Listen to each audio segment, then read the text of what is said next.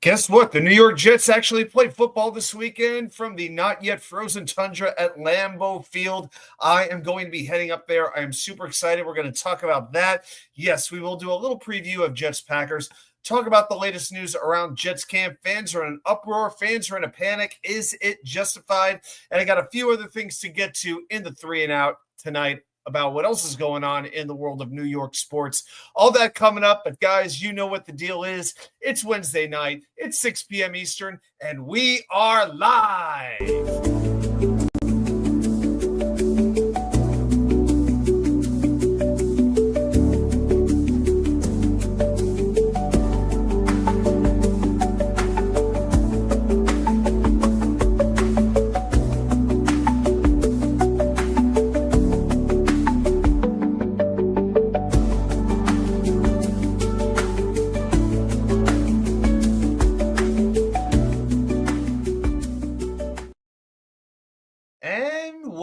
Well, welcome everybody back to New York Sports WickerMedia. I am your party host, Watts UK99, here for our weekly Wednesday night extravaganza. I'm glad that you were here. Glad that you were joining me. Hope your week is going fantastic. Hope the best is yet to come for you. So we got a few things to get to tonight with the New York Jets, and we're going to get into all of that in a couple of moments. But before we do that, I got a few things to say. Now, if you were here last week, you know I went off on New York baseball, especially the New York Mets, and holy crap, it has not gotten any better. Let's get into it right now with a little bit of 3 and Out. Actually, here's the warm-up to the warm-up. Just wanted to spend one quick minute on the New York Knicks resigning Mikal Bridges, 4 years, $150 million.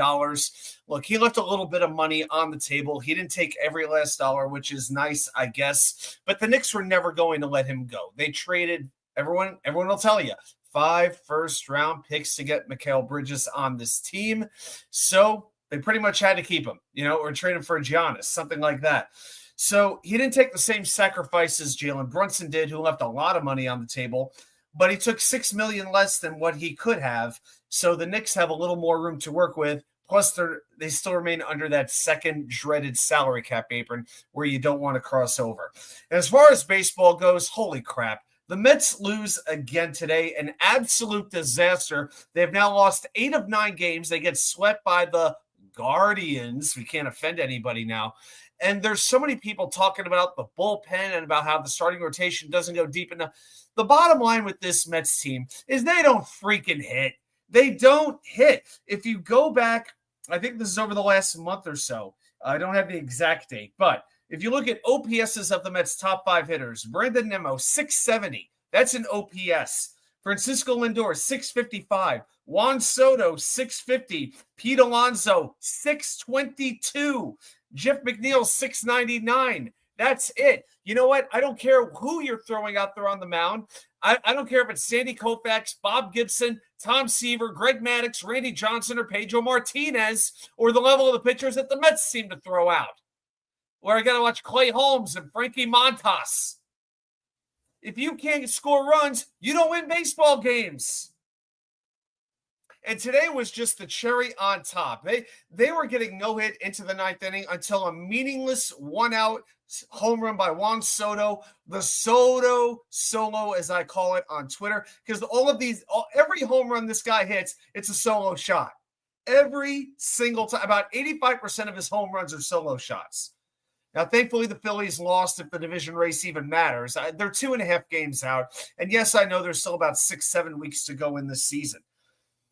But this team has been dead for almost 2 months now, just playing like they're in a malaise, and it makes no sense whatsoever why it's happening.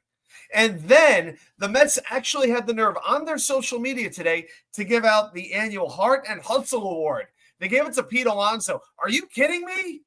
This isn't a knock at Pete Alonso. This is a knock on the Mets for having an award that honors 2 traits that this team has shown none of for the last 2 months.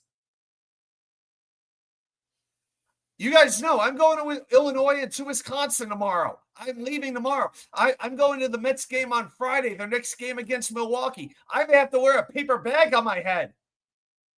You get the helmet tonight. I got to get down to Trader Joe's, get an extra paper bag, and cut out a couple of eye holes and pack it in my luggage for tomorrow.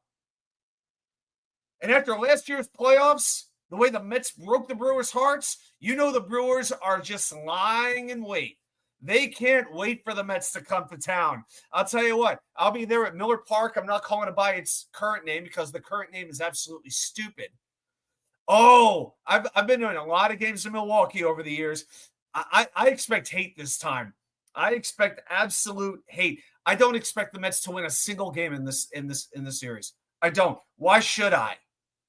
One game is going to be enough. And as bad as it's been for as long as it's been bad, I don't know what it's going to take to wake this team up. I don't know if they can be woken up. And I'm not blaming the general manager. I can't blame the manager.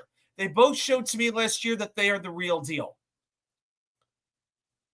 To me, these players need to perform like they're capable of playing. And you shouldn't have to expect the manager to let all your superstars out of their funk. They got to do that themselves. That's why they get paid the money they get paid. It takes more than just turning over a couple of tables.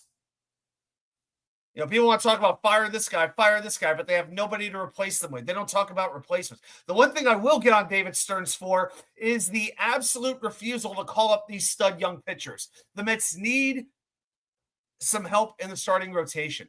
How much longer do we have to watch Frankie Montas? How much longer? And Clay Holmes, he'll give you his 5 innings.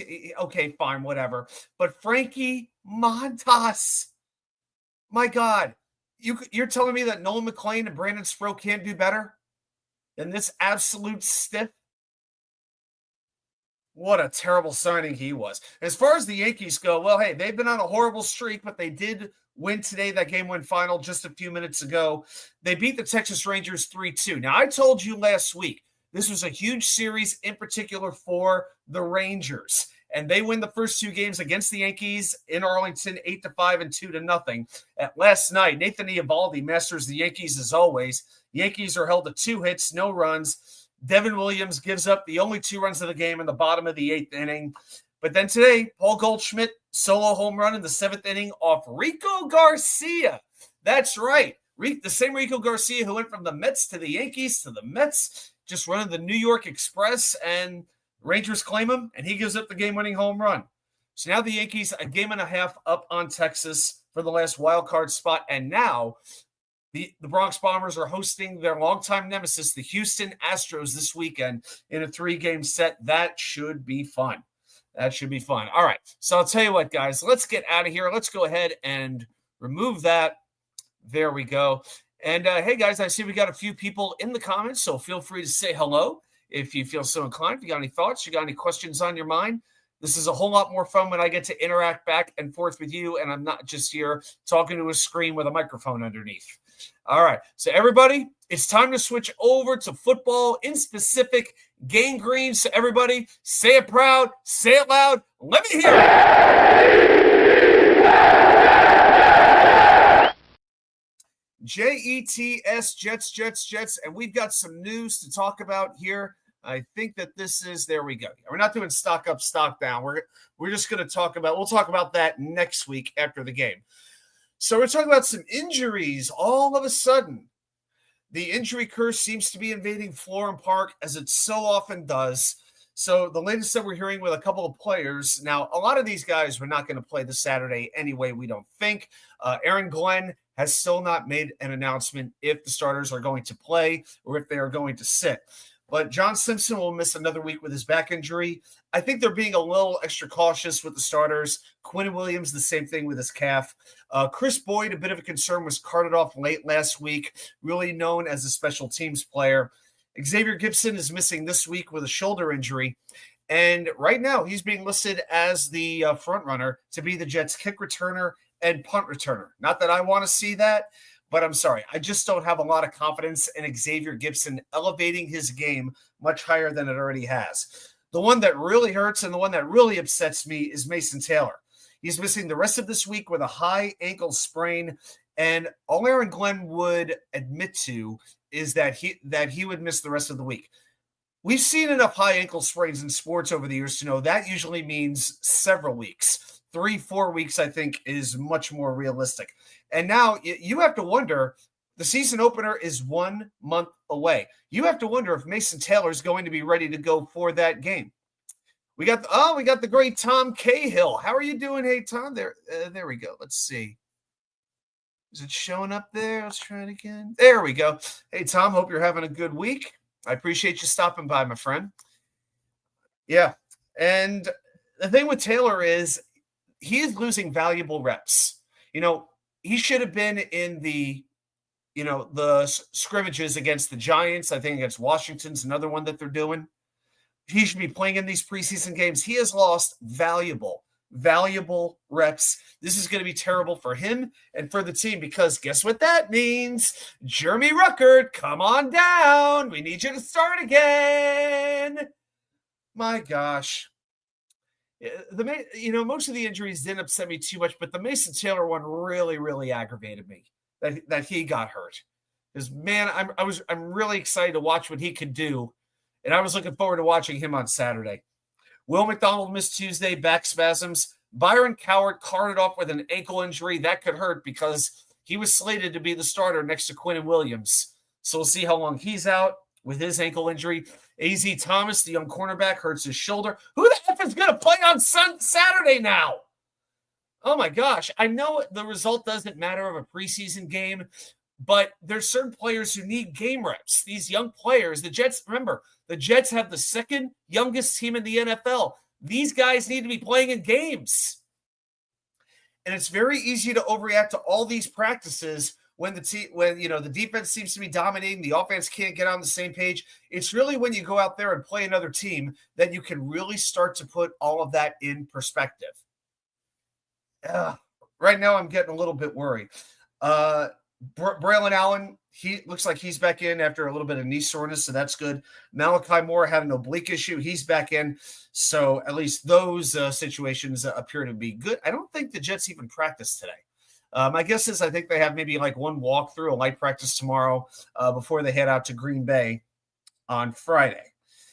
Tom Cahill, wish we had a quarterback as usual. Yeah, there's a lot of questions about him. We're going to get – you know what? I'm so glad you said that. Let's get right into that right now as my mouse does not want to cooperate here, but we'll take care of that. There we go. So training camp updates. Holy crap. Tuesday was a nightmare. It seemed like all the beat writers were looking to do was to put out stats about how bad the offense was. I just have a couple of drives here that I'm actually going to mention them. Figured I should quote them. Jets start the period on their own 1-yard line. They're lined up with 10 players. When it comes to penalties, guys, and we know the Jets get penalized as much as any team in the NFL. We said it before. The team played stupid football for years under Robert Saleh, and it cost them a lot of games. I could deal with, an unnecessary roughness penalty, like if you hit a quarterback, below the knees or something like that, or you hit a receiver, right in that position when he's quote unquote defenseless because your momentum is going right at him and it's kind of hard to get out of the way or lightly, paintbrush him. I can understand those kinds of penalties. I have no patience for penalties that refer to a lack of concentration, a lack of attention to detail. That's what I can't stand. And you start with 10 men on the field, you got a problem. Right after that, false start. Brees run for one, another false start, incompletion, punt. I didn't know Zach Wilson was even back. Did I miss something? Fields the last 3 practices. His stats, 2 of 10 passing, 4 of 16 passing, 2 of 6 passing with an interception. And then penalty after penalty, false start, holding, false start, holding, false start, holding. Overthrow after overthrow by Fields, and it's got to be worrying you a little bit. Now, that does not mean by any stretch that it means Justin Fields was a mistake, because I will ask this question to the Justin Fields doubters. Who else would you rather have had that was realistic in this situation? Who else was out there on the free agency market that you wanted that would have worked? Sam Darnold wasn't coming back. And remember, he got paid twice as much as what Justin Fields got paid. All right? So to me, Fields made the most sense of what was available. It was like finding the best grocery item at Aldi. That's what shopping for quarterbacks was this past offseason. Now, he is learning a new offense. I can understand that. But still, too many overthrows, holding on to the ball too long. It's been the signature of his pro career. Those have been perpetual problems. Now, we know he can run. We know he can throw well once in a while. But too often, Justin Fields is an inconsistent quarterback. That's what I expect from him. Drive, not game to game inconsistent, drive to drive inconsistent. There will be times he leads us right down the field for a touchdown or at least into the red zone for a field goal, and then they'll get minus yardage on the next play. That's going to be part of the deal, and that's why they need to be a running team. And that's also why the success of the defense is paramount, because once you fall behind by 10 points, 14 points, you can't be running the ball all the time anymore. The run game works when you are playing close games and you have the lead. That's why things like special teams, defense, all these things, not taking penalties, not beating yourself, those things are paramount if the Jets are going to have any kind of a season that we could call respectable. Tom wants to see Brady Cook. I'm worried about his accuracy. Not going to lie. I think between Martinez and Cook, you have two good athletes, productive players, but is their accuracy good enough? Because if you can't put the ball in those tight windows, you're not going to last very long. My expectation still, Tom, is that the Jets are going to keep two quarterbacks. I expect Fields. I expect Tyrod Taylor. I just don't expect three. I really don't. Let's talk about a couple of other players, a little bit better news. So I want to talk a little bit about, actually, this one player I'm going to say for a little bit. The undrafted free agent wide receivers are showing some signs. Brandon Skinner's caught some bombs. Jamal Pritchett has been a consistent contributor. Even at tight end, Stone Smart, he scored a couple of touchdowns. Andrew Beck caught a touchdown from Brady Cook. Yes, he did. There's a number of players at the tight end position and wide receiver position that are making plays.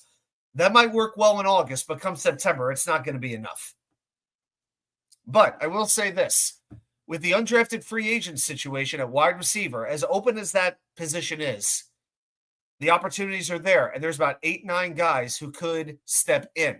Yes, they could step in. It's one thing to get the starting spot, but can you produce once you have that starting spot? I remember years ago, after the Minnesota Vikings traded away Randy Moss, after they let him go, and I was watching a show the next, I think it was, at the beginning of the season, one of the pregame shows, and they were interviewing all these different players on the Minnesota offense. It was like, last year, you knew where the ball was going to. This year, you got no idea where it's going to. Yeah, because none of the players were as good as Randy Moss. Randy Moss, you know why you knew where the ball was going? Because Randy Moss was that damn good, and you couldn't stop him. So instead, they had 4 or 5 run-of-the-mill wide receivers, and their passing offense completely stalled. Talent plus intelligence wins games. Plus good, and intelligence includes coaching. Intelligence / discipline, you can use either word. The great Rusty Spooner, the founder of Rusty's Diamonds, finds those draft gems that nobody else is talking about. I've accepted we'll go 3-14, and we'll finally get our quarterback in the 2026 draft class, hopefully first pick overall. I put it this way. I think New Orleans is worse. I think Cleveland is worse. I think the Giants are kind of on that level as well. I think Carolina's worse, except they are in a bad division, so that might help them out. I think I don't know what the situation would be where the Jets actually go 3-14. I don't really see that. Here's how that would happen. The best players at the best positions get hurt, and it exposes the depth. We've talked about this before. To me, there are 4 positions where the Jets lose one player and the depth is absolutely crippled. Wide receiver with Garrett, cornerback with Sauce. I know you'd have Stevens and Thomas, but that's still asking a lot for them to be the top 2 cornerbacks. Linebacker, after your first 2, what do you have? And defensive tackle after Quinn and Williams. If any of those 5 players go down for an extended period of time, it could cripple the team. And that's what Darren Muji and the front office need to do over the next few years, is build the depth back up. I don't have a firm feel on exactly what the record is going to be. I have an idea. Right now, my thought is probably 6 wins, maybe 7. But again, I think the team will get better as the year goes on. A couple of reasons. New coach adjusting to the system. Players adjusting to the coaches, coaching adjusting to these players. These are young players, and the schedule lightens up a lot in December. I could see a situation where the Jets win 3 out of 4 to close the season, and we go into the offseason on a high note, feeling excited about what could come in 2026. That's pretty much where I am right now. And Brandon Stevens, he's looking good against Garrett Wilson. I'm feeling a little bit better about him. He's just got to learn to make those on-ball plays. We know he can cover. He's got to make the plays on the ball. But Aaron Glenn is continuing to focus on penalties. Just reading a quote that he had from his most recent press conference. False starts, jumping off sides, hitting after plays, the dumb stuff. We've got to knock those out, and we control those. Those are the things I want to make sure we get rid of. Well, his focus is in the right place. He's identified the problem. Half of solving a problem is identifying what it is. Now it's a matter of how to execute that.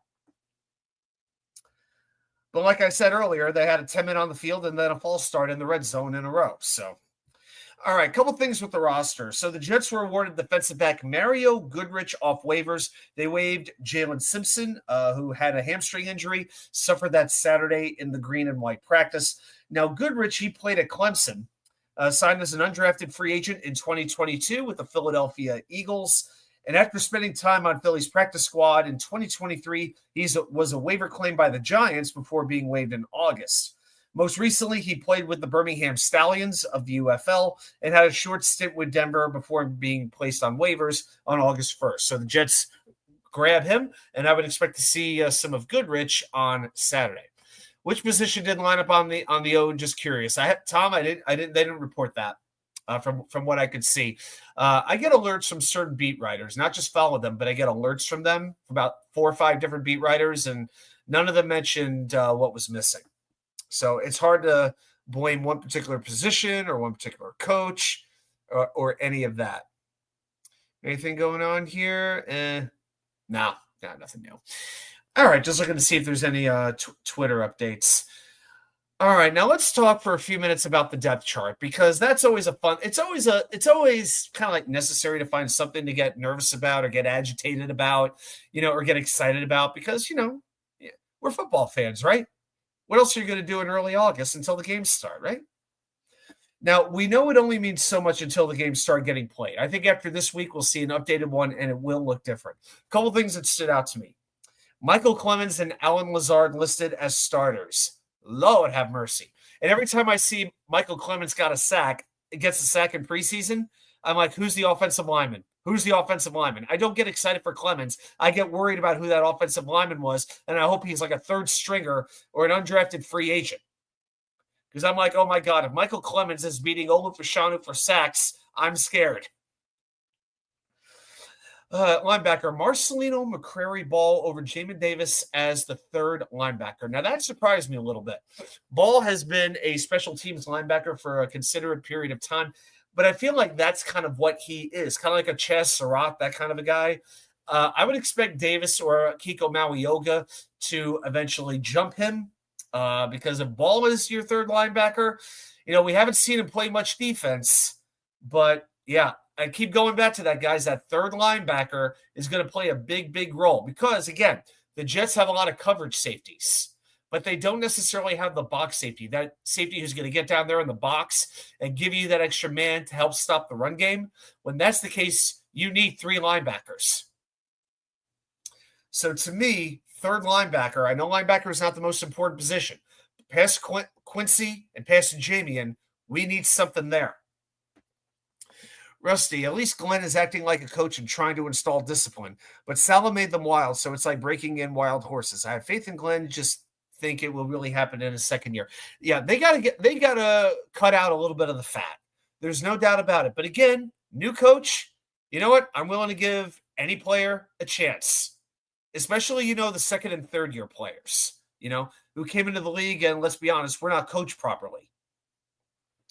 Now, some of these guys, and again, I think the Jets have 5 players, 30 years old or over, including Nick Folk, including Thomas Hennessy, 2 special teams players. So then there's Tyrod Taylor, Alan Lazard. I think that's about it. So again, it's still a very young, moldable team. So, and Glenn's still got to find his footing. He's got to learn what works for him and what doesn't. Every assistant coach he has, he may not jive with them. We don't know. And that's okay. Again, this is not a season where it's, there's a playoff mandate, to use the phrase that we heard so often the last couple of years when Aaron Rodgers was around. This is about, I'm going to use the cliche, establishing the culture, making sure people know that the New York Jets are an organization to be respected on and off the field, because we haven't been respected in a very long time.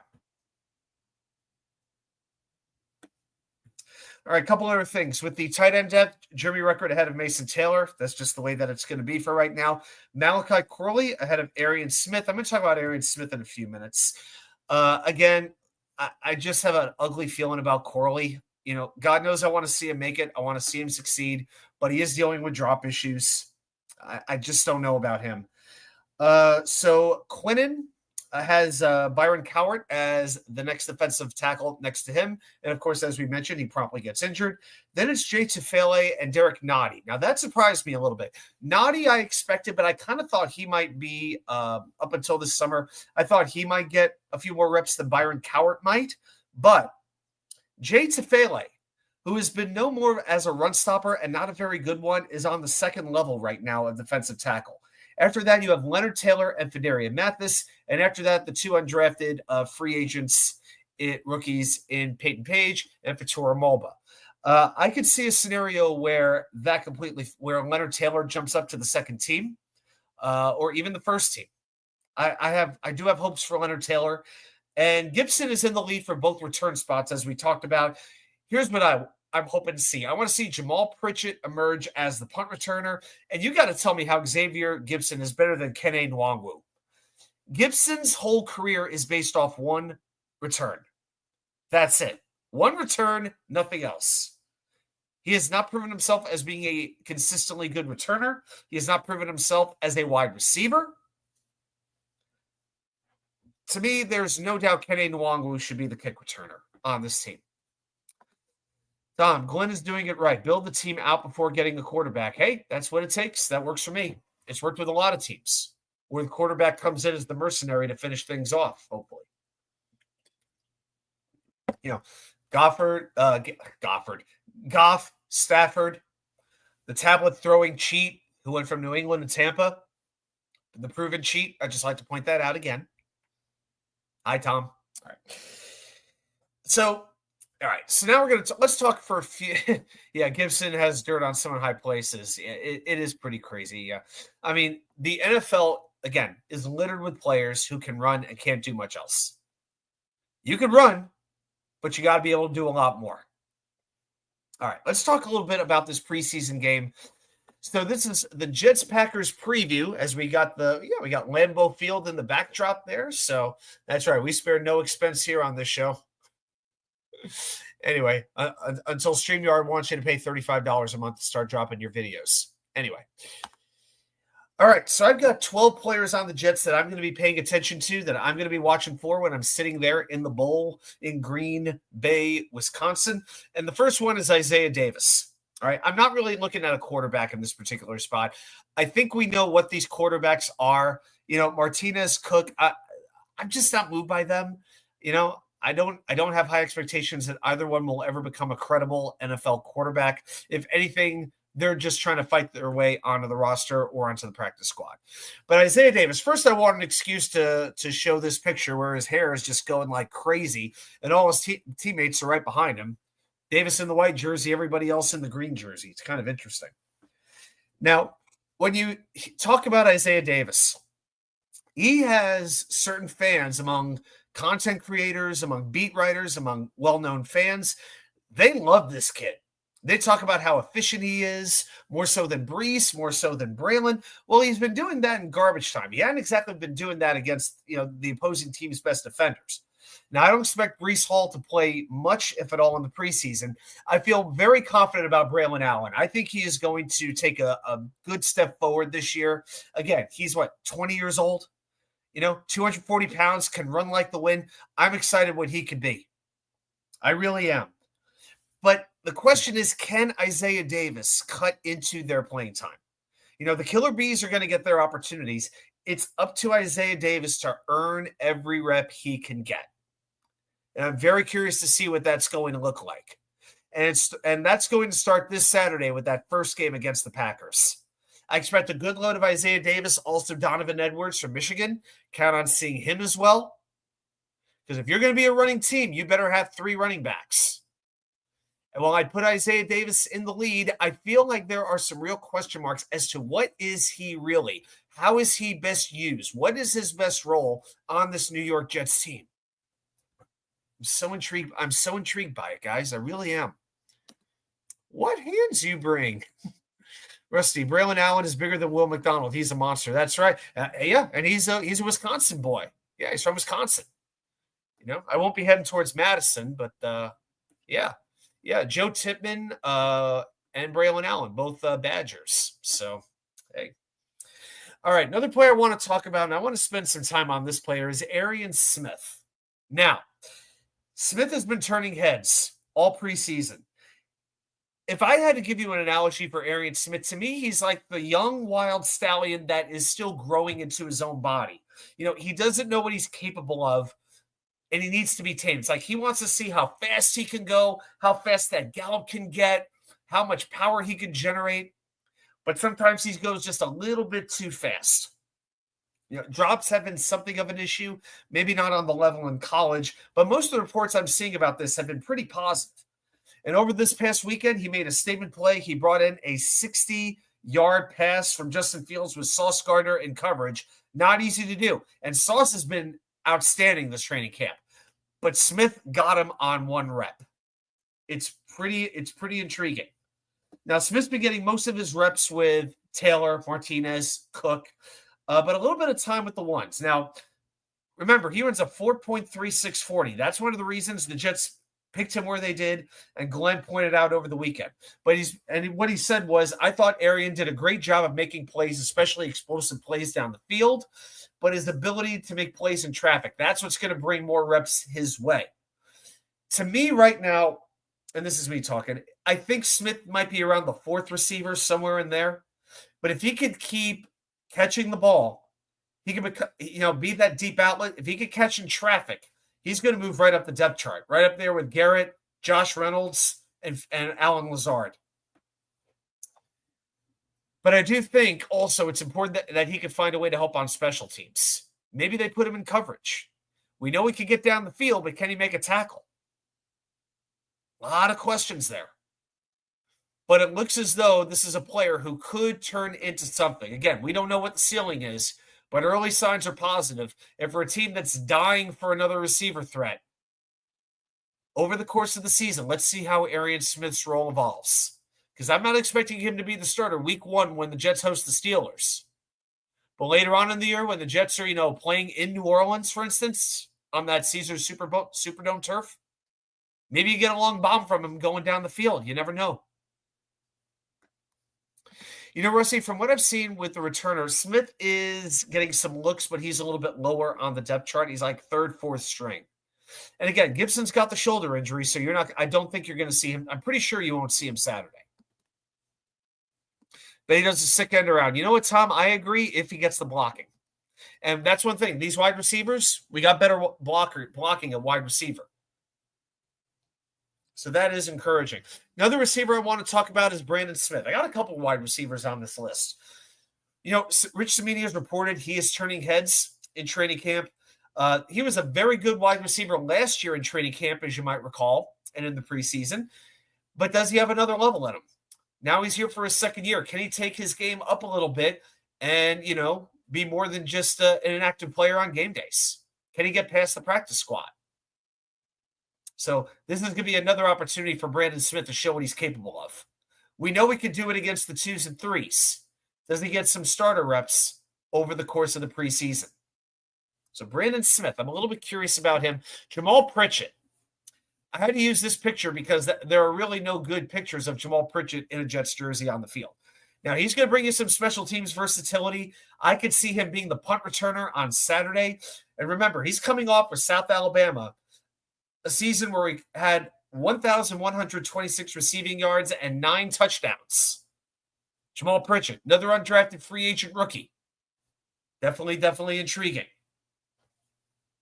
So there are so many receivers that I'm going to be looking at. Then we keep going on to the offensive line. Leander Wiegand, I believe is how you pronounce it. Now, this is the guy who came to the Jets through the international player pathway. So during the offseason, teams who have an IPP participant get an extra roster spot, but it doesn't extend into the season.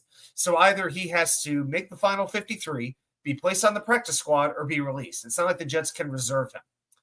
Now, he was born in Germany. Let's talk about him for a moment. He was born in Germany, played in the European League of Football for Cologne, the Cologne Centurions, Rheinfire, and Munich Ravens. Now, he started playing American football about 6-7 years ago, and he's just kind of grown into the game. And then he went to his pro day. He put up 32 bench press reps, 225 pounds. You know, if I could do, 150 pounds, I feel like I've really done it, you know? Yeah, that's right. He could pretty much bench press Will McDonald. So, yeah, that's a kid from Germany. You know, he's not the biggest player in the world, but he is nasty strong. Nobody came close to the number of bench press reps that he had. He's pure strength. So we'll see about his footwork and things like that. You know, how's his technique? Can he get out there in space? What can he provide in those ways? Or do they kind of leave him where he is, without trying to give him too much to handle too soon? And the other player we got to talk about is an offensive tackle that I think a few more of us might know, and that's Armand Membou. It's pretty obvious. So many eyes are going to be on number 70, and with good reason. We know the potential is high. We haven't heard a ton about him in training camp, which I think bodes well for an offensive tackle. And I know starters don't tend to play all that much in the preseason. But this is a rookie starter at a very important position. So I wonder, how much rope does Aaron Glenn give him in the preseason? Does he stay out there on the field after the starters have gone back to the bench? I hope Membou gets a good amount of reps. Does he bench the whole first unit? I don't know. But hopefully we get a glimpse of Membou on Saturday and going forward. All right, so now let's go over to the defense. And the first player I'm going to talk about is Tyler Barron, who's doing the Hulk Hogan pose over there. That's pretty much what it looks like to me. And we are now, guys, on the highway to the danger zone. Dane O is here. Check out his channel if you haven't already. Definitely subscribe to him. Good to see you, my friend. I'm glad you're here. Yeah, there you go. You want the arm? There you go. Rusty, hopefully our defense keeps beating up Membou. It will make him a lot better. Hey, you know what? That's right. That's how you learn stuff. You mess up, you learn from it. You don't make the mistake again.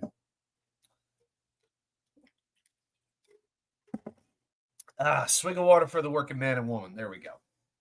Now, Tyler Barron. So he's 6'5", 258 pounds. Was honorable mention all ACC last year. And in 4 years in Tennessee, he had 13 and a half sacks before he transferred to Miami last year and put up 5.5 sacks. Now, he could rush the passer well. He's improving against the run, though the technique of his tackling needs to be refined a little bit. I think what the Jets did is they identified him as a player who has grown over his 5 years in college, and he can be a very solid contributor if they work on his strength and on his technique. Because to me, it's like, I think too often in the past, and not just the Jets, but a lot of football teams, they have often looked for the raw skills, the strength, the quickness, and they figured, let's coach up the motor. We can get him to go. To me, I want the motor first. I could put somebody in the weight room. I could hook him up with a nutritionist. I could put him in drills. I could have him do cardio. I could have him run. I could build that up. But you can't coach desire. Unless you're like freaking Vince Lombardi or something, okay? I am going to the Vince Lombardi house. I'm definitely looking forward to that. So definitely looking forward to going to Lombardi's house this weekend too. So, yeah, let's see what Barron can do. And again, another position where there's a lot of question marks. You have Will McDonald. You expect Jermaine Johnson back week 1, although he may not be playing the full game. I wouldn't expect him to. And after that, it's Michael Clemens. It's Rashad Weaver. It's Eric Watts. It's Brain McGregor. We fully expect Barron to have a roster spot, but how much time can he earn? Or is it a situation where he's not there yet and he's going to be one of the inactive players every Sunday? Tony Alexio, good evening to you as well, my friend. I appreciate you being here. Tom, if 3 or 4 rookies step up, we might be okay. Well, I expect Membu to. I expect Taylor to over the course of time. Again, this ankle injury's got me worried. A.Z. Thomas could. Malachi Moore, I feel very good about Malachi Moore. I think Malachi Moore will be a starter very early in the season, if not week 1. Yeah, I do think you will see some rookies step up. Undrafted free agent rookies, I don't know if I'm feeling that. I really think it's going to be a couple of guys who are drafted who are going to step up. Arian Smith, we'll see. I expect him more in a gimmick role, as how I would frame it, where he does just a couple of things, and you hope his role evolves over the course of the season. Again, I think Taylor, Smith, pretty much the same thing. Hopefully they start early, they get some playing time early, and their role evolves over the course of the season. Now, of course, I expect Mason Taylor to get more time than Arian Smith, but again, that injury, it can be a setback. David D., how you doing, my friend? Hope your Wednesday's going fantastic. Hope you're having a great week. Welcome to game week. All right. Let's keep going. I'm going to stay on the defensive line here, and I got to talk about a couple defensive tackles. The first one is Leonard Taylor. Praise up. Another second-year player. Now, this was a player that a lot of people had going in around round 4 in 2024. Jets get him as an undrafted free agent, and a lot of people like me were very, very happy when they got him. And he came in, he played over 250 snaps on the defensive line. That shows potential. Now he had 1.5 sacks, 4 tackles for a loss, graded out at 56.9 against the run. That's pretty average. But he did contribute 9 pressures on the quarterback and rated number 1 on the Jets with a 6.5 run stop percentage. So that's pretty good. And I feel like Taylor is not being looked at or talked about enough. He tossed around Josh Myers in practice this weekend. Tossed the Josh Myers who supposedly is in the mix to be our starting center. Please. Can we stop already? All due respect to Josh Myers, I don't need him starting on the Jets. No. And Leonard Taylor, from what I read, was tossing his butt around. So I want to see Taylor make that jump up this year too. Tom, I'm actually going to go back to what you said about the rookies stepping up. How about some of these second-year players? And I'm not even asking for Malachi Corley because I feel like at that point, that's like trying to hike Mount Everest, as frustrated as I am with him. But imagine if a Leonard Taylor emerges as a starter at defensive tackle. Wouldn't that get you excited? Imagine Olu Fashanu becoming a top 10 tackle in the NFL. He's on his way. Early reports have been good. Imagine Braylon Allen actually being used correctly by the coaching staff, getting those goal line opportunities, and having blockers in front who can actually give him a chance to run with the ball, which was not often the case last year. So, yeah, rookies, but also second-year players. I think that's something that's important for all of us to keep in mind. And Leonard Taylor, to me, is a prime candidate. Just because he wasn't drafted doesn't mean he isn't capable. Then we go to Peyton Page. That's right. I got another defensive tackle on this list. The undrafted free agent rookie out of, I believe it was West Virginia. Yeah, Clemson? Yeah, Clemson. Yeah, Mobile was West Virginia.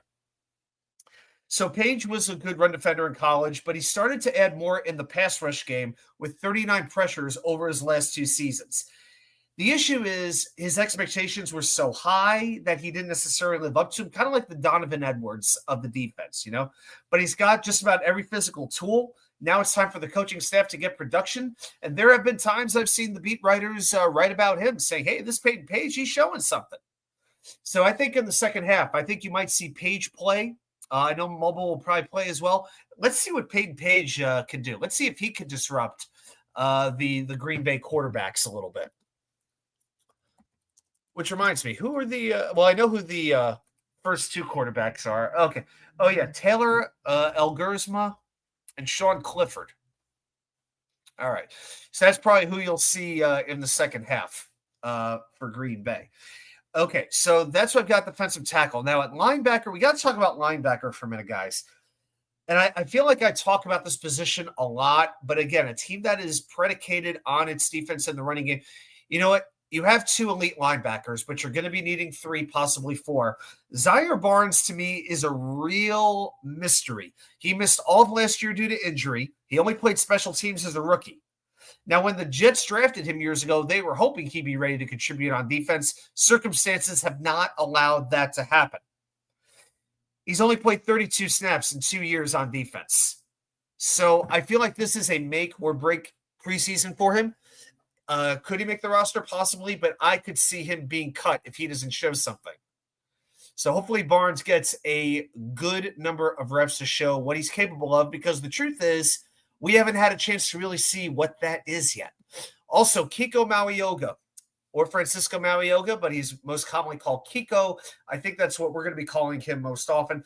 So he is really going to be the backup to Jamian Sherwood at that Mike linebacker position. I expect him to be an immediate contributor on special teams. He can hit. He can blow stuff up. He could do that. And if he can eventually find his way onto the field on defense, maybe in 3rd and short situations, he's most likely a run specialist that can play on run-specific situations. So you might want to put him in the goal line situation, the 3rd and short, the 4th and goal, that kind of thing, and special teams. But I do think Mauioga can be a contributor. Question really is, what can he do in coverage? Is he fast enough to keep up in that sense? All right. And one more player that I want to talk about real quick, and it's Quantez Stiggers. Tom Cahill loves some Kiko as well. You know what? Yeah, there's a lot to like about him, you know. And again, when you're drafting that late in the draft, you know, you're not necessarily looking for the all-around stud, but you are looking for players who have maybe a couple of traits that stand out, that are notable, that fit your team, that fit your culture, that fit what you want to do. And I can see Mauioga being that kind of a player. Or Malagoa. Yeah, I'm still not trying to pronounce it. But all right, and the last player I want to mention is Quantez Stiggers. Again, another second-year player. They just have so many second-year players that could really affect this. They really, really do. That's right. Hit the like. Definitely hit that thumbs up. Please help support the channel. It means a whole heck of a lot. I definitely appreciate it. So to me with Stiggers, you know, he's made a few plays in camp already, and I just felt the coaching staff didn't give him a chance last year. You know, Brandon Stevens has looked good in spots, although that's not exactly hard to do against this passing offense. A.Z. Thomas is hurt. He's banged up. There's opportunity for, you know, Brandon Eccles is gone. DJ Reed is gone. There's opportunities for that to be that 3rd or 4th cornerback. You know, especially if Thomas, we don't know exactly what the deal is with A.Z. Thomas, but I would expect Stiggers to get a good amount of playing time on Saturday. And let's see what he could do. You know, we know his story, that he didn't even get to play college football. He was playing in that fan-controlled league where the fans send in the plays and they basically called the game for the players, which there's so much wrong with that. But anyway, there's a huge opportunity there for Quantez Stiggers. So again, I think that's actually, if you were to ask me what's one of the biggest factors to what kind of season the Jets will have, what kind of progression do these second-year players make? Because there are 5 or 6. We really don't necessarily know what they are yet. And let's see. Now that there's better coaching, it makes the question just a little more interesting. Just a little more interesting. All right. So I'm going to do what I always do. When I do my game preview videos, which I will do over the course of the season, I like to break down the offense versus the defense for each team and vice versa. And I like to get to know the other team a little bit. So we're going to get to know the Green Bay Packers a little bit right now and what they've got going on for this particular Saturday. And I've got them here. That's right. They're riding their bikes, which is to practice, which is a tradition that they do once a year. And yes, I've been studying the franchise. I've been studying the history, learning the landmarks. I've become a little bit of a Packers student this week to get myself ready for when I invade this coming Saturday afternoon. And from what I hear, by the way, some people have asked about the air quality. Somebody asked me about the air quality. Somebody texted me that. It is starting to get a little bit better, but to any Canadians out there, stop setting your damn country on fire already. Can you stop it already and making us, we know you don't like us all that much, but come on. We shouldn't have to pay for your, idiotic wildfires already. Stop it. But the air is getting a little bit better and it should be all good by Saturday. Anyway, so For quarterback this week, count on a good deal of Malik Willis. They're working on his footwork. Malik Willis is the backup to Jordan Love. I would expect him to start the game. Maybe he gets the first quarter, somewhere into the second quarter. I'd expect a couple of series from Malik Willis. Now, they are not going to have Josh Jacobs won't play. Marshawn Lloyd won't play at running back. He's got a groin injury. You know who actually might play? You know who's actually with the Packers now? Our old buddy, Izzy Abanikanda. That's right. Brooklyn zone, University of Pittsburgh zone. Izzy Abanikanda is with the Green Bay Packers. So there's a good chance we're going to have to try to stop him. And I don't need to see Izzy running 80 yards to daylight against the Jets defense. I don't need to see that happen. Oh, and McCole Hardman. He's also fighting for a roster spot. So McCole Hardman and Izzy Abanikanda. Can you believe it? Now, moving on for that, people inside the Packers, they're talking up Matthew Golden huge. He has looked very good thus far. A couple things that are standing out about Matthew Golden. Hands, very good hands. This is not a body catcher. That's important. And he's got a great mental approach. Everyone says he is very determined to be great. One person with the team pointed out he hasn't dropped a pass through the first week and a half of camp. He connected on a 60-yard deep ball in 11-man this week. Golden is part of a deep receiver room, and it's gonna create some tough roster decisions. All right, Matt LaFleur said it's a very competitive room right now, and there are players like Hardman, Malik Heath, and supposedly they're performing well. So there is a chance if you're looking to pick up a receiver, you might want to look at the Green Bay depth chart. Because there could be some openings there. Now, as far as what they have, just a couple things with wide receiver. We know they have Jane Reed, Matthew Golden, Romeo Doubs. Christian Watson is hurt right now. Dontavian Wicks, there have been talks about him getting traded. Savion Williams, they picked him up recently. Then you've got McCole Hardman, Malik Heath, Julian Hicks. Packers got a lot of wide receivers, and not all of them are going to make the roster. I know what you mean. Stole his bike. I know. Yeah, stole that little. Yeah. Yeah, Rusty does not like Michigan. Dane, I hear that Aaron Smith is more of an off-the-bounce catcher. Any truth to that? Dane, when you say an off-the-bounce catcher, are you talking about he's a body catcher? Because I haven't seen a whole lot of highlights. I mean, here's the thing at this point. You only get to see so much unless you're actually at practice. Because the Jets are only going to release the video that, the good videos. They're not going to show you that. It's really the preseason game where you really start to get a glimpse of it. So, yeah, is that what you mean by an off the bounce? He's more of a body catcher? Because I haven't heard people talking about that, but it's very possible. Now, as far as the defense goes, one of their focuses is to create more fumbles. Offensive players on the Packers have said they're getting the ball punched, raked, swiped at, whether they're in the pile, whether they're in the open field. The defense has a meeting room siren going on and just a mandate to get the ball out more than they did last year. On defense, one player who's standing out, fourth-round defensive end, Baron Sorrell. So he's been winning one-on-one matchups. He's been stopping the run in the 11-man period. And he's, from what we've been hearing, he's been looking very much at home for the Packers. And let's see. Yeah. And from what Matt LaFleur says, his approach is a quote-unquote A+. So he likes this kid, Sorrell, quite a bit. And Sorrell is number 99, so be on the lookout for him. Oh, and I should look up really quickly Matthew Golden's number. I should look that up so we know what number to watch. It makes it easier. Golden, I think, has a Matthew Golden is 22. So watch out for number 22 and number 99 in particular. And a long shot to watch is safety Omar Brown, practice squad holdover from last year. He was the star of the Packers' annual family night with 3 interceptions. That gives him 5 so far in camp. That's one better than, I think, Corey Valentine. And so safety is a pretty deep position for them. So Omar Brown, who wears number 40, comes from Nebraska, is making a hard push to make the team as well. Packers got some depth. There's no question about it. So that's what we're looking at as far as that goes. All right, let's take that gold out of there. I don't really need to look at that anymore. There we go. Got the helmet on. For game week, I just felt like putting the helmet on for everybody. I got the Mangold jersey, and I'll probably be wearing the Pennington jersey down there. I had decided I will bring the black Aaron Rodgers Jets jersey, and if anybody wants to do something with it, they can pretty much do whatever the hell they want with it. I don't care. Hang it in a figgy, use it as toilet paper. I really don't care. but I'm going to at least bring it and see what happens. So that's what's going on there. So, yeah, just real quick about the trip. Fly to Chicago tomorrow morning. I'll be in Illinois for that day.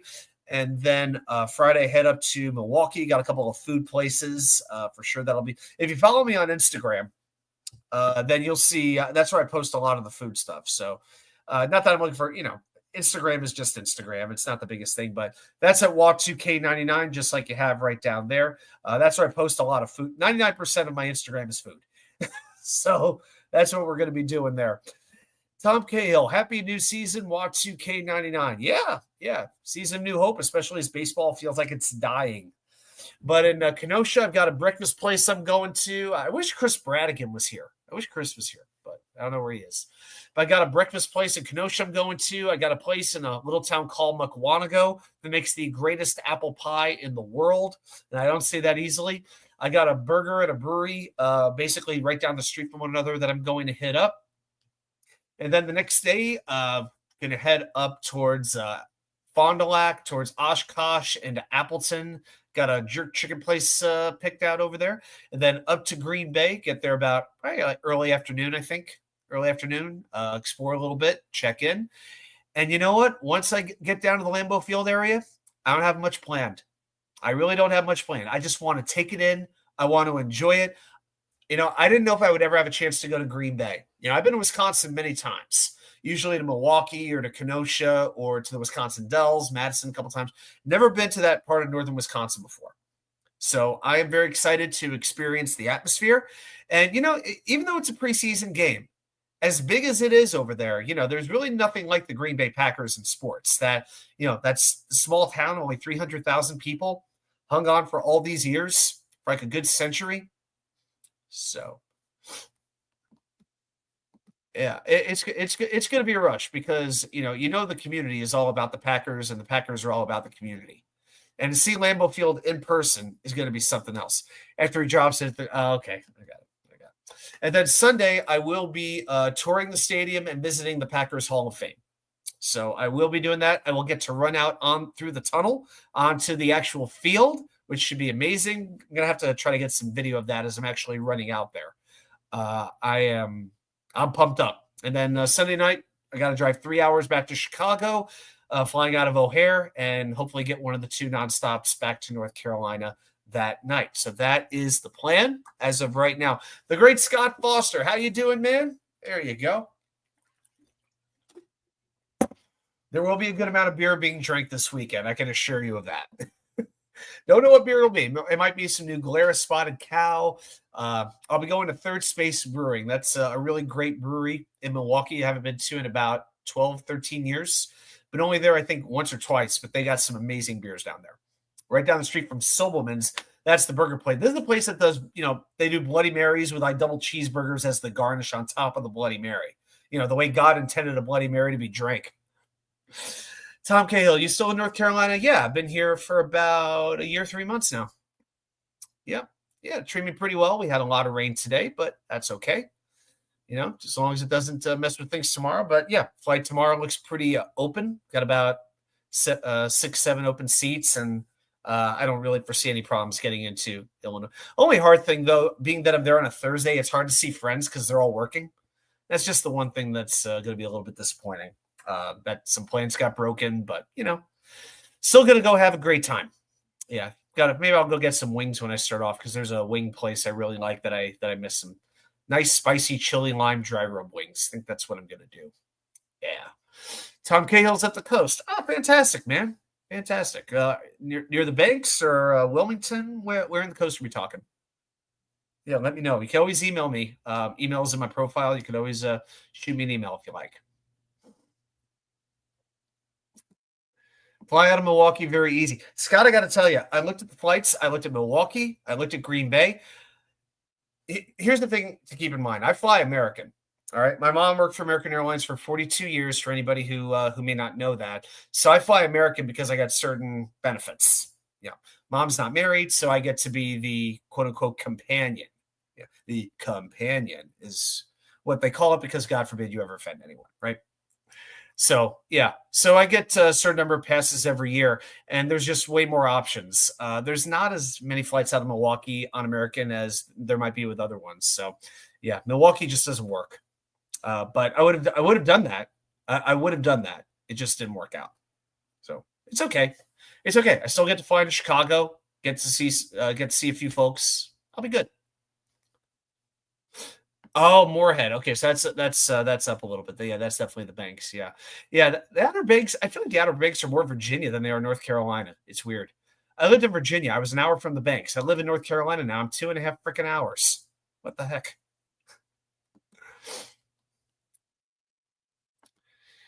Danger Zone. The Danger Zone will welcome a call from Green Bay if you're feeling cheesy. Yeah, that sounds good.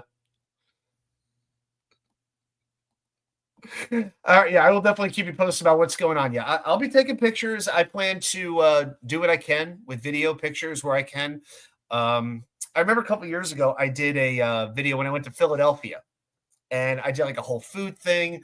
Went to Mets Phillies, just had an amazing, amazing time, and yeah, put a lot of time into that video. I had an Amtrak ride back about 6, 7 hours, and I probably spent about 4 of those hours editing that video.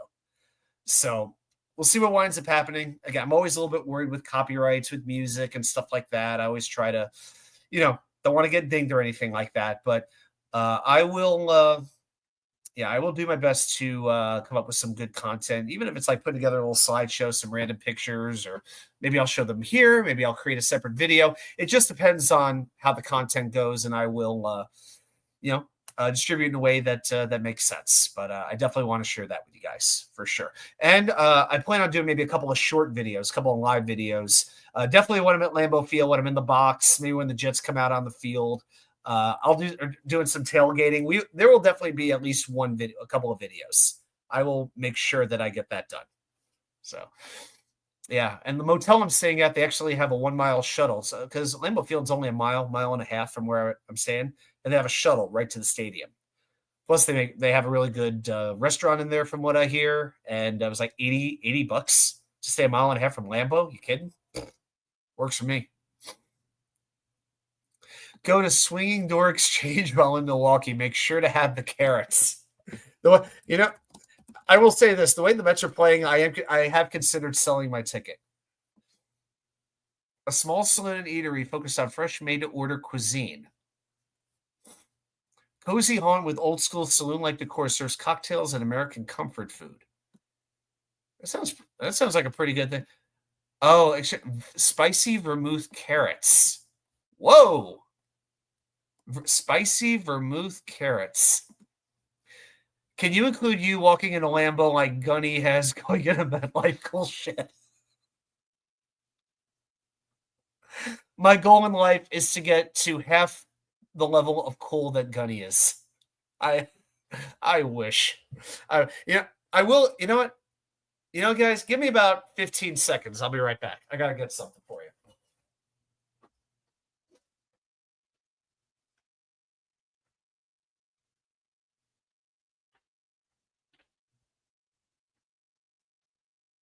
Okay. Now, I will say this. It is supposed to rain in Green Bay on Saturday, so I don't think it's going to exactly be the best weather. However, I could walk in with these on. That's right. Green frame blue blockers, baby. Right here. Right here. Right here. I don't know if the helmet's going to fit in here, but I could get my green blue blockers in there pretty well. So maybe I should just do every show like this from now on, right? You remember Dr. Geek, the old blue blocker infomercials back in the 90s? You remember all of that, right? Everything is cool. Yeah, they block out the sun. Oh, yeah, I got to get me some. This is what I do up and down Venice Beach. And on it goes. Blue blockers, yeah, for a Dr. Geek. So there you have it, folks, out there in TV land. Get your sunglasses, they're sweeping the land. Remember what I said, I am a hip hopper, yeah. Go get your some blue blockers. Like, yep, this week, I see you later. Gotta make some money on the beach. That is the first and last time you will ever hear me rap on the show. Okay, thankfully I didn't have a beat in the background. All right, Scott. All right, I got to check out where in the city this is. This is in the heart of downtown. Okay. All right, be a little bit tight, but yeah, I've only got 1 day there. But the swing and door exchange. Okay, I definitely have to check this out.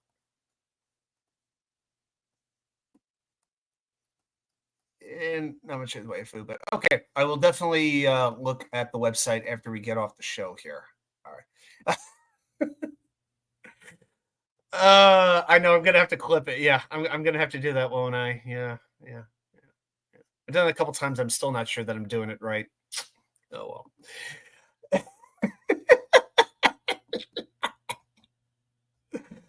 Yes, Joe Sugarman. Yeah, still owns the company. I know he founded the company and he was the one doing the commercials. I think he may have sold it at this point, but they still have Sugarman special classes. It was actually pretty cool. So I got the green pair and I got an orange frame pair as well. And it was a buy one, get one free. It was in early March. So I paid like 25 bucks for each pair of glasses on average. So I got the orange frame, which works for the Mets. I got the green frame and the Knicks, and I got the green frame, which works for the Jets. So I might have to bring again, if it wasn't raining the way it's supposed to, I'd probably bring the green ones. But yeah, the green ones are pretty freaking cool, aren't they? Now I just need blue ones for the Rangers, right? David D, I know you appreciate that. Oh my gosh. All right, guys. Well, I'll tell you what. Let's go ahead and do what we do every week. It's about that time. That's right. Orange for the Islanders. Yep, we know the deal. All right, that's fine. You can interpret it how you like. It's all fine. Not here to not gonna. That's why you got to wear the hat with the glasses, so there's no confusion there. See, you got to wear the Mets hat with the orange glasses. If you just wear the orange glasses, nobody really knows. All right, so here's what we're gonna do. Let's go ahead and do the trivia. Play the Blue Blocker commercial next time on your show. Actually,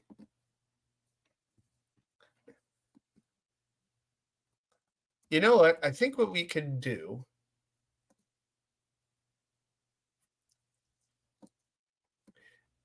Okay, it's a little bit. All right, it's a little bit long, but I think it'll be worth it. That's what she said.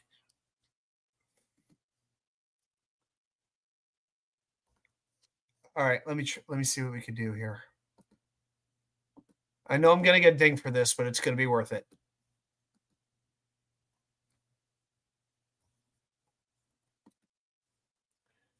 All right, there we go. All right, let's max it out. Turn the volume up a little bit.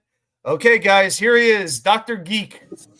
All right, now I'm real fast. Let me tell you what I'm thinking. This should come to pass. My name is Geek. I put them on as a shocker. Man, I love these blue blockers. Everything is clear. They block out the sun. Oh yeah, I gotta get me some.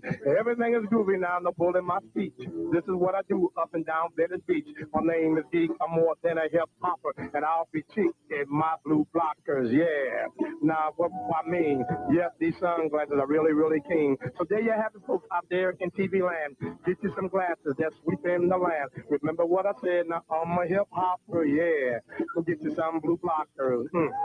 Nah, you just this week. I'll see you later. I gotta make some money on the beach. We then gave him a free pair for doing such a great job. Watch him continue. Oh, check it out now. Because what you heard me say on TV, they give him these pairs of blockers for free. Everything is fake. Now listen to me. Like I said before, they gave them to me free. You can get them where? You got to order them on TV. All right, now believe you me. There's a number soon that appear on your screen. Everything is groovy. Do you know what I mean? I look like the butterfly, sting like a bee. Yep, these monsters are okay with me. Yeah, I'm saying it's a fact. My blocker, yeah, they going with my hat. What more can I say? Oh, they are so nice. These are the words that I like to spice. Everything is straight now. I must speak. Blue blockers, yep, off for a Dr. Geek. Que paso, amigos, and hey, señorita. With the blue blockers, your life is muy bonita. Oh my gosh. Yeah, let me get myself back up here. There we go. Yes. They're no wonder they're still around. It's all I can say. So hey, if Blue Blockers wants to sponsor this, guys, you're more than welcome to. Okay, I'm just saying I am open. Oh boy, yeah. You get dinged for anything, guys. Like seriously, it's like I could play like a 10-second video clip of like a long when who's the guy who's the receiver that passed away that passed Rich Cat remember when Rich Castor passed away and we played a couple of video clips that showed his highlights. I got dinged for that. So yeah. I know you know what I know you guys got a good laugh out of it, and if you enjoy it, if you enjoy it that much more, then that's okay. So it's all good. Daniel Murphy covers this song. Yeah.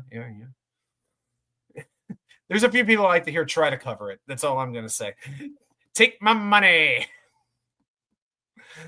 Oh yeah, I'm definitely have to clip. I do have to hit the gym right after we go to the show. After we finish the show, got to get one last run in before I do my traveling. So all right, so let's go ahead. Let's get to the trivia. Let's get to it right now.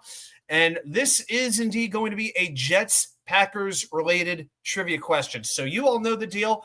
Every single week, I head into the labyrinth of Jets knowledge. I bust open the books. I pull up the websites. I dust off the Encyclopedia Britannica. And I watch you, K99, challenge you, the most loyal fans of the most loyal fan base in all the National Football League. Just how much do you know about your New York Jets? So if you are ready, I know you're ready. You better be ready because now's the time. Let's play Jets trivia. So tonight's question, it is Jets Packers related. I'm going to give you 5 minutes. Put your answer or answers down there in the comments. I will be paying attention. Question tonight goes like this. Name the only 2 players to play at least 100 games for the Jets who also played for the Packers during their career. So these 2 players, there are 2 players in NFL history. They played 100 games or more for the Jets. And at some point in their career, they also put on the green and gold up there in North Wisconsin. Can you name those players?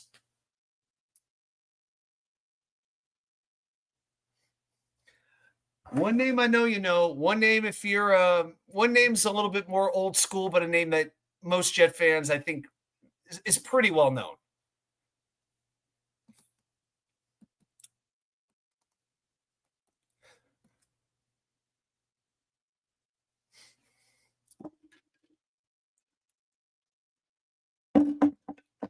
Now, you think there's been so much Jets Packers crossover as of late, but mostly it's been the Packer players coming to the Jets. How about the other way around? These are Jets who went to the Packers.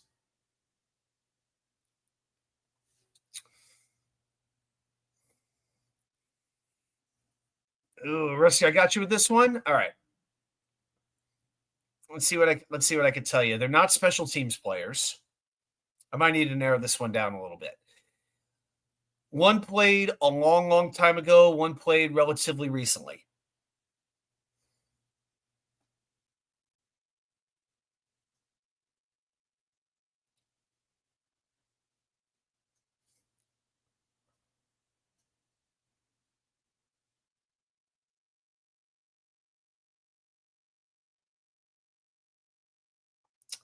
All right, guys, let's see those answers. What we thinking? Let's see. One. All right, I'll narrow it down a little bit for you. I see we got a good number of people here in the chat, but we're not getting many answers. One is an offensive lineman. One is a defensive lineman. Let's see if that helps.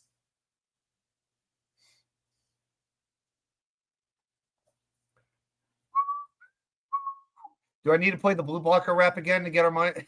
I'm just kidding.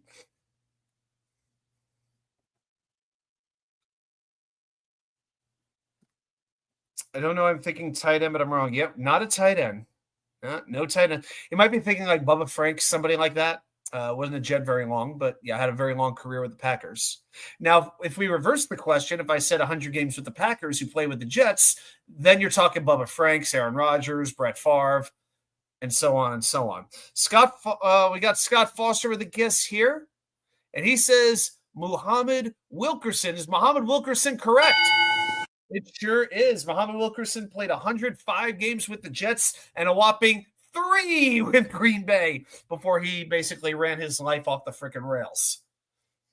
With a number of DUIs and legal issues, hopefully he's doing better now. But, man, you talk about somebody who fell and fell hard. And a lot of people forget with Mo, he broke his leg in that Week 17 game against Buffalo. It was never the same after that. It was never the same. But we think so much about things like that ball getting swatted away from Kimbrel Tompkins. We think about Darrelle Revis playing like 15 yards off Sammy Watkins, whoever it was. Chris Ivory and Bilal Powell Chris Ivory basically not being played, and Stephen Ridley gets chances. The Ryan Fitzpatrick interceptions. People forget Mo broke his leg that game. Mo broke his leg, and that really hurt that defense. All right, Mo Wilkes won. There's 1 minute. So now you got to get the offensive lineman.